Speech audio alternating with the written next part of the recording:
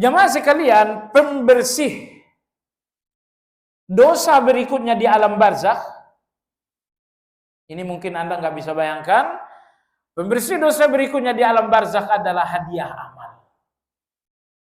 Hadiah amal. Saya ingin bicara hal ini agak detail, karena supaya kita paham.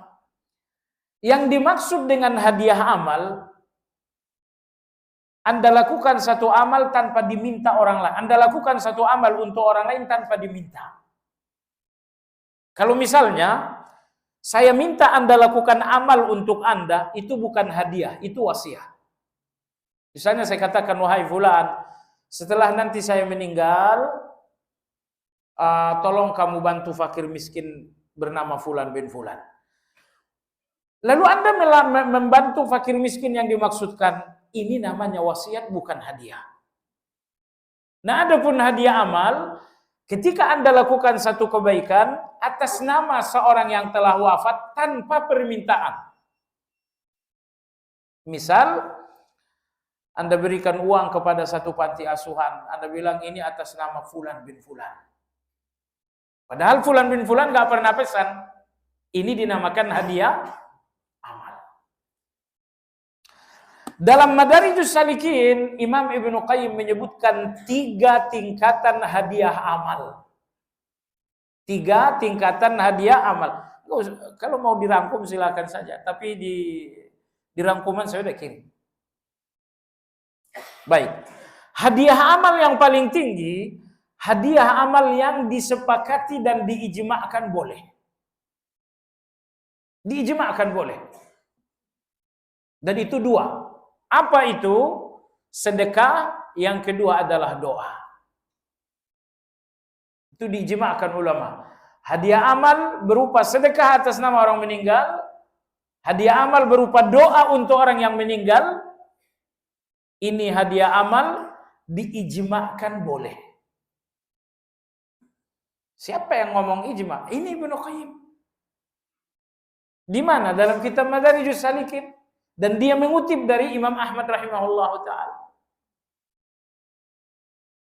Juga ditegaskan oleh guru beliau Imam Ibn Taimiyah rahimahullah bahwa ini jenis hadiah amal yang disepakati. Maka kadang-kadang datang bulan haji.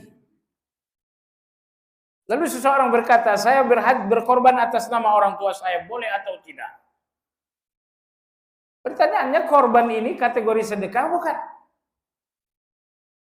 Tentu korban ini adalah sedekah. Kalau korban ini sedekah, berarti sedekah atas nama orang yang wafat hukumnya boleh. Karena sebagian guru-guru mengatakan, oh kalau diwasiatkan boleh. Kalau nggak diwasiatkan nggak boleh. Kalau diwasiatkan wasiat namanya. Kalau nggak diwasiatkan hadiah namanya. Boleh atau tidak? Nah itu tadi semua yang bersifat sedekah ulama ijma' boleh untuk orang yang telah wafat. Ya nanti selesai kajian Anda carilah tempat bangun masjid untuk orang tua Anda. Anda carilah masjid, gali sumurnya untuk orang tua Anda. Itu hukumnya boleh. Ini 2 nih. Hadiah pahala yang diijma'kan boleh. Pertama, sedekah. Yang kedua, doa. Tingkat yang kedua, hadiah amal dibenarkan berdasarkan pendapat jumhurul ulama. Kalau yang pertama berdasarkan ijma' kesepakatan, yang kedua berdasarkan pendapat mayoritas ulama. Apa itu? Yang pertama adalah badal haji. Yang kedua adalah badal umrah. Yang ketiga ini yang agak kaget Anda, badal puasa. Baru dengar saya sekarang. Ada hadisnya, nanti saya kasih tahu. Seseorang wafat, misal orang tua Anda wafat, lalu Anda pergi ke Mekah melakukan badal umrah. Boleh atau tidak? Mayoritas ulama mengatakan boleh. Imam Malik boleh. Imam Syafi'i boleh. Imam Ahmad boleh. Imam Abu Hanifah boleh. Mayoritas ulama menyebutkan hadiah amal yang kedua ini boleh. Hadiah puasa Rasulullah SAW bersabda, man mata wa alaihi saumun falyasum anhu waliyuhu. Hadis ini diriwayatkan Imam Muslim. 100% hadis sahih. Kata Nabi SAW, siapa orang yang wafat dan punya tanggungan puasa, sebetulnya dia sudah menemukan waktu untuk mengqadha, tapi tidak sempat diqadha sehingga dia wafat. Kemarin bulan Ramadan sakit, masuk bulan Syawal sehat, tapi belum sempat mengqadha semuanya. Akhirnya di bulan Zulqa'dah dia wafat dengan tanggungan puasa. Kata Nabi sallam, falyasum anhu waliyuhu, maka hendaklah puasa yang belum lunas dilakukan oleh keluarganya. Kalau ini hadis sahih riwayat Imam Muslim. Nah, 5 hal ini, hadiah amal berupa doa, hadiah amal berupa sedekah, berupa badal haji, badal umrah, badal puasa, ini kelima-limanya ditegaskan oleh dalil. Bahkan subhanallah, Syekhul Islam Ibn Taimiyah dalam Kitabul Imanil Awsat, beliau mengatakan 5 hal ini bahkan disepakati. Tapi kalau beliau katakan disepakati kurang tepat juga, karena Imam Abu Hanifah nggak setuju dengan badal puasa. Tapi mungkin ketidaksetujuan Imam Abu Hanifah diabaikan karena hadisnya jelas. Baik. Hadiah amal yang ketiga, tingkat yang ketiga, inilah yang menjadi pendapat minoritas. Apa itu? Menghadiahkan amal untuk seseorang yang telah wafat dan itu tidak ditegaskan oleh dalil.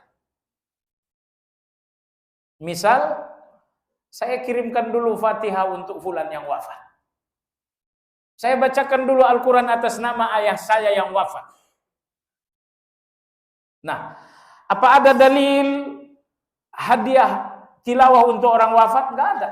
Yang ada adalah dalil hadiah sedekah untuk yang wafat, hadiah badal haji untuk yang wafat, hadiah badal umrah yang wafat. Ini semua ada dalilnya. Tapi bahwa Anda baca Fatihah, Anda baca Quran, lalu hadiah sebagai hadiah untuk orang yang wafat, ini tidak ada dalilnya. Sehingga ulama kita berbeda pendapat. Imam Ahmad rahimahullah membenarkan. Silakan baca Quran sebagai hadiah untuk yang wafat. Silakan. Oh, saya kalau mau baca Al-Quran, cari Quran yang paling utama. Dicarilah, ternyata ada induknya Al-Quran bernama Fatihah. Sudah, daripada baca Quran jauh-jauh, mending induknya saya baca. Dia baca Fatihah untuk orang tuanya. Imam Ahmad rahimahullah membenarkan. Baru dengar sekarang?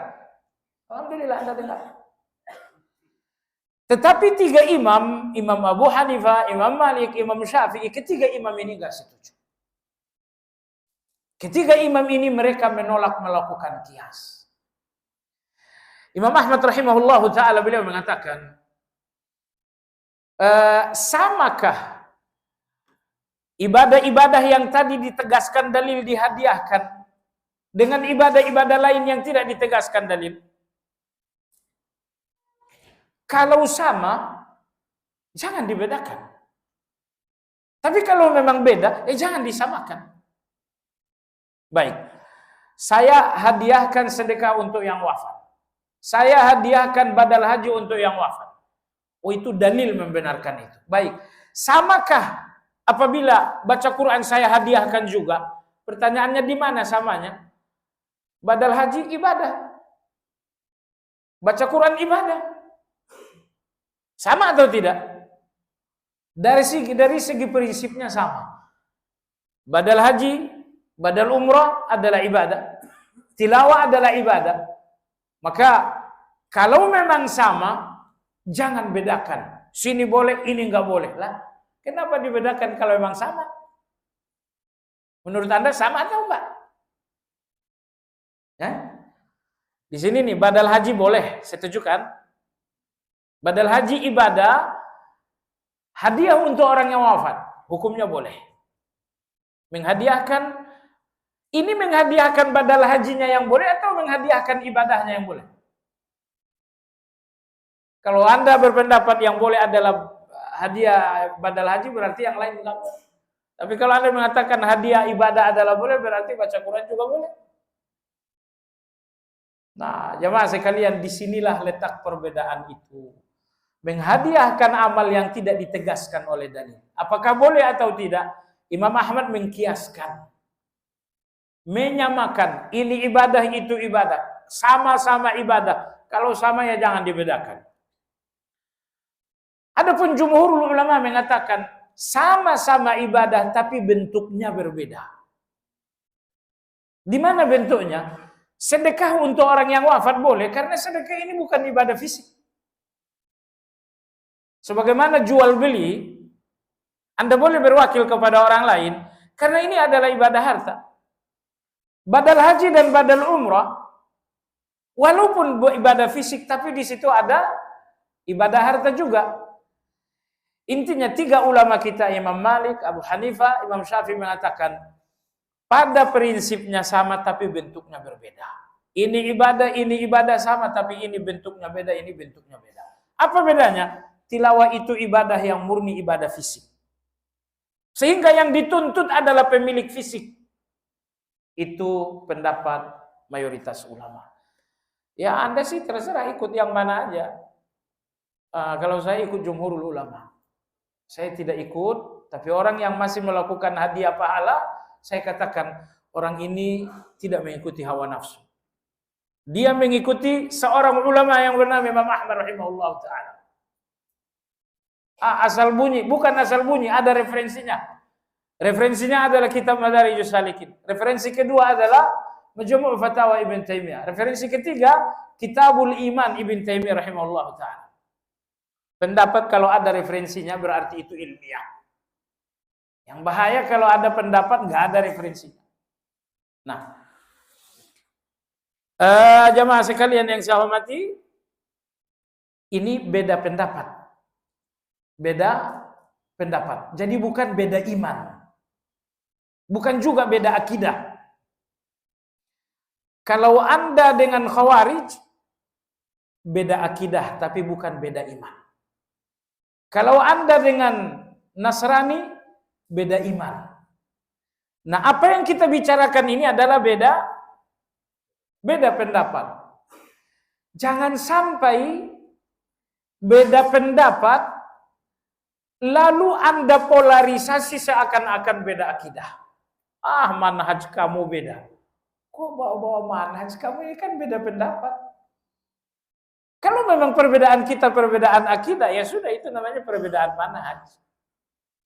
Tapi kalau cuma beda akidah doang, beda pendapat doang, Anda bilang beda manhaj, nggak usah lihat saya deh, lihat saja Imam Ahmad. Berarti Imam Ahmad ini beda manhajnya. Ini Ibnu Qayyim beda manhaj juga. Ibn Taimiyah berarti beda manhaj juga. Anda berani itu? Anda berani karena lihat, kalau lihat Imam Ahmad, Anda nggak berani kan? Oh, cemen Anda kalau gitu.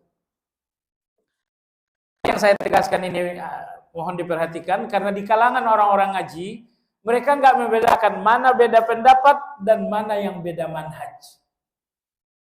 Ya, beda manhaj itu antara Anda dengan Khawarij, antara Anda dengan Murji'ah, antara Anda dengan Mu'tazilah, antara Anda dengan Rafidhah. Mereka nggak beda iman tapi beda manhaj dengan Anda. Tapi kalau Anda dengan Imam Syafi'i, Anda dengan Imam Ahmad, ini cuma beda pendapat saja. Jadi jangan dinaikkan statusnya. Kalau beda pendapat, ya sudah beda pendapat. Jangan naikkan statusnya menjadi beda akidah. Apalagi beda iman. Beda iman Anda bilang, oh itu harus diulang syahadatnya. Oh, Anda sudah merasa beda iman sudah. Itu gunanya ilmu agar kita akurat menempatkan perbedaan. Ini perbedaan nih kolomnya di mana? Kolom beda iman atau kolom beda akidah atau kolom beda pendapat. Baik jemaah sekalian yang saya hormati, saya kira waktu syuruk sudah masuk. Demikian kajian kita.